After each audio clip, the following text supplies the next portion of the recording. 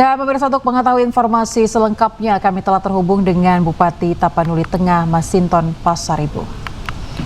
Selamat sore Bang Masinton, terima kasih sudah bergabung di program Ainus Sore bersama saya Aya Nufus, Bang. Iya, selamat sore Mbak Aya, selamat sore Ainus TV. Bang Masinton, dari terakhir Anda turun langsung ke lapangan, seperti apa pantauan Anda dan kira-kira ada berapa desa Bang yang terdampak banjir? Iya, jadi hujan deras kemarin tanggal 11 Februari 2026 ini, hujannya sangat deras terutama di daerah hulu ya, dari berlangsung sejak 16.30 sampai 22.30. Itu mengakibatkan dorongan air yang sangat kencang dan juga kemudian itu mengakibatkan air meluap ya, melampaui dari alur sungai gitu ya. Jadi tanggul-tanggul yang sudah kami buatkan, tanggul-tanggul darurat yang bersumber dari sedimen sungai, itu kami buatkan di pinggir-pinggir sungai tersebut sebagai tanggul pengaman. Ternyata karena itu sifatnya masih sementara, dengan air yang sangat deras tersebut kemudian tersapu kembali. Jadi air tersebut masuk ke pemukiman warga, dan di pemukiman warga itu air tersebut membentuk alur sendiri dia. Bahkan alur sungainya jadi malah kosong karena masuk ke merembes ke pemukiman warga. Jadi sedimen di sungai itu sangat tinggi sehingga kemudian hujan airnya tidak tertampung lagi dan masuk ke pemukiman warga. Dan kami sampai dini hari melakukan proses evakuasi terhadap warga yang terjebak di wilayah rumah pemukiman dan sudah kami evakuasi ke titik-titik aman. Jadi ada 6 kecamatan yang terdampak banjir tersebut ya, yang kemarin. Jadi itu ada di Kecamatan Tuka, Barus ya, Tapianauli, Badiri, Sarudik, Pandan begitu ya. Jadi wilayah-wilayah yang terdampak banjir ini yang juga sebelumnya masih dalam proses recovery, kemudian mengalami banjir kembali. Jadi belum sepenuhnya kami pulih, sudah terkena banjir kembali dan kemudian warga sekarang sudah kami evakuasi seperti itu. Baik, artinya masyarakat yang sudah kembali ke rumahnya terpaksa harus diungsikan kembali ya Bang ya? Ya, sebagian kami ungsikan kembali karena menjaga keselamatan mereka. Nah, kemudian kami juga himbau supaya warga yang berada di daerah lereng-lereng bukit atau di perbukitan supaya mewaspadai dan mengantisipasi potensi adanya longsoran seperti itu. Dan sekarang kami juga masih status siaga karena ini cuaca mendung, kami khawatir nanti kalau hujan kembali. Dan kami tadi sudah melakukan langkah koordinasi dengan Forkopimda, baik itu dengan TNI, Polri, dan juga instansi vertikal lainnya ya, seperti Kementerian PU, PLN ya, untuk memastikan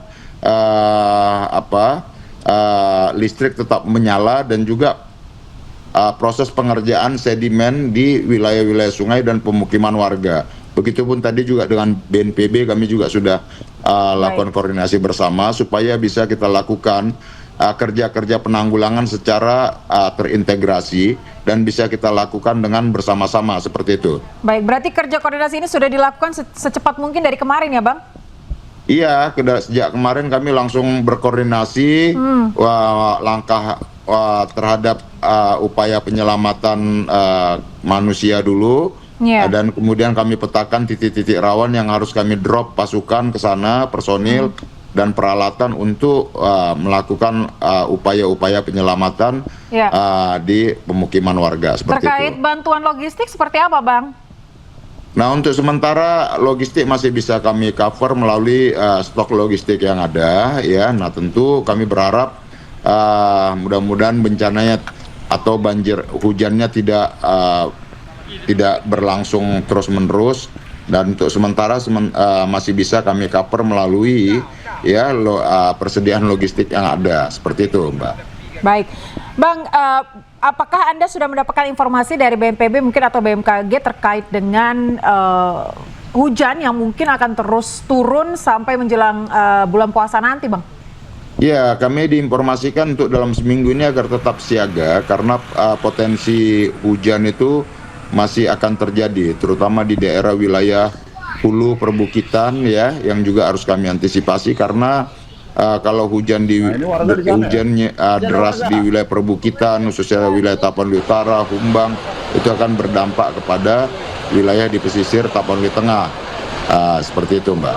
Baik, Bang, apakah saat ini di kawasan Anda, ini kan Anda bilang dari awal banjir belum juga pulih, sudah dilanda banjir lagi. Apakah di kawasan Anda ini butuh bantuan dari pusat mungkin, Bang?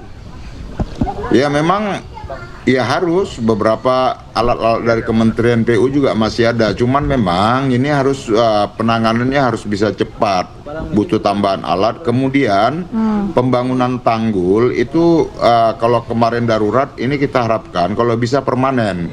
Pun kalau belum dipermanenkan, minimal semi permanen sehingga tidak mudah tersapu air yang cukup deras jika terjadi hujan kembali seperti itu. Jadi memang ini langkahnya, belajar dari pengalaman ini, maka harus dilakukan upaya kerja-kerja yang secara sistematis, dia tidak lagi membuat tanggul darurat tapi tanggul permanen atau minimal semi permanen sambil proses berjalan agar bisa permanen nantinya. Dan kemudian ya beberapa akses jalan yang kemarin juga sudah dikerjakan, baik itu oleh pemerintah kabupaten, TNI, Polri, ya, dan juga masyarakat itu. Kemudian itu jembatannya ada yang terputus, jembatan darurat. Kemudian jembatan Aramco juga itu terdampak yang dikerjakan oleh teman-teman TNI seperti itu. Dan kemudian proses tentang air bersih. Problem kami memang air bersih karena banyak akses jalur pemipaan kami itu bermasalah semua sejak bencana 25 November 2025 lalu. Jadi kami sudah hampir masuk 3 bulan, masyarakat ini kasihan karena air belum sepenuhnya pulih dan masih sembari proses pekerjaan perbaikan pipa, instalasi pipa kami lakukan.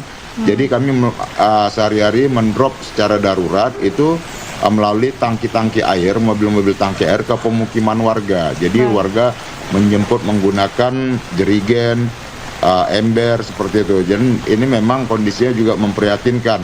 Dan tentu kami berharap ini biar bisa cepat penanganan di hulunya. Problem pokoknya adalah bagaimana infrastrukturnya bisa dibangun secara permanen. Kalau ini bisa terbangunkan, khususnya di wilayah sungai, ya, sedimen sungai itu bisa dikeruk, sungai dinormalkan kembali, dan tanggulnya dibangunkan permanen, ya tentu kita bisa meminimalisir potensi-potensi bencana jika terjadi hujan kembali, seperti itu, Mbak. Baik, Pak Masinton, terima kasih sudah melaporkan kondisi terkini di Tapanuli Tengah usai banjir kembali menyapu kawasan di sana. Kita akan kembali lagi berbincang nanti, Bang Masinton. Terima kasih, selamat beraktivitas kembali, Bang.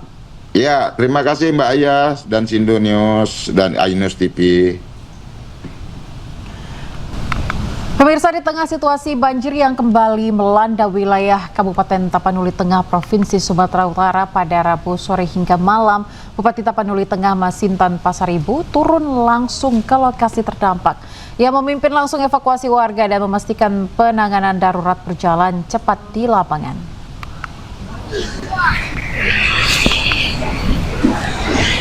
Bupati Tapanuli Tengah terlihat berada langsung di lokasi banjir. Ia memantau kondisi tanggul, menyusuri area terdampak, serta membantu evakuasi warga ke tempat yang lebih aman. Masinton juga berkoordinasi dengan aparat dan tim penanggulangan bencana untuk mempercepat penanganan. Pemerintah daerah memastikan keselamatan warga menjadi prioritas utama sembari melakukan langkah lanjutan untuk mencegah banjir susulan. Saya Masinton Pasaribu, Bupati Kabupaten Tapanuli Tengah, dalam kesempatan ini melaporkan kondisi di Tapanuli Tengah. Ini ada perubahan cuaca yang sangat ekstrim hari ini. Siang tadi itu cuaca sangat cerah dan panas. Sore tadi tiba-tiba mendung dan hujan sangat deras. Begitupun di daerah hulunya, perbukitan. Jadi sejak sore tadi berkisar jam 5 atau jam 17 sore, hujan deras mengakibatkan daerah di Tapanuli Tengah yang sebelumnya terdampak banjir kembali mengalami banjir.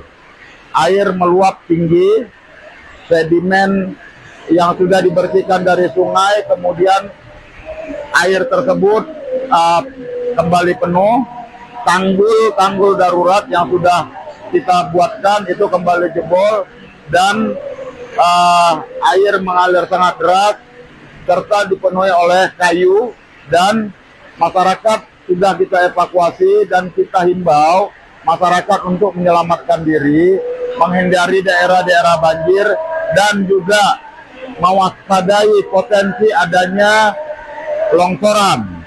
Maka sekarang kami bekerja malam ini sejak sore tadi untuk melakukan proses evakuasi dan pemantauan terhadap titik-titik banjir.